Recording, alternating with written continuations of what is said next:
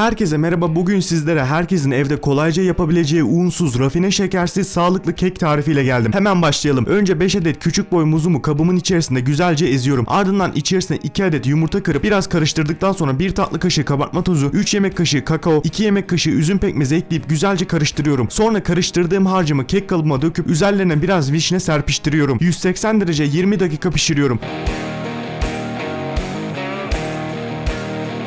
Ve işte efsane kekimiz hazır. Siz de bu tarz tarifler için bizleri takip etmeyi ve beğenmeyi unutmayın. Herkese afiyet olsun.